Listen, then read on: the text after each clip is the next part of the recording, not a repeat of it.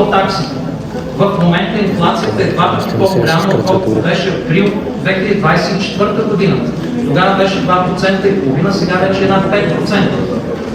И всичко това в момента се случва, защото вие вдигате административните цени, вдигнахте цените, между другото, и на студентските такси.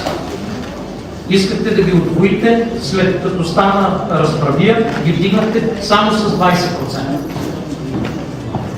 И в този момент, в който всички цени административни се вдигат, вие казвате на хората, освен че се вдигат административните цени, ние ще ви ударим и от другата страна и ще ви вземем и от заплатата, като ви вдигнем осигуровка.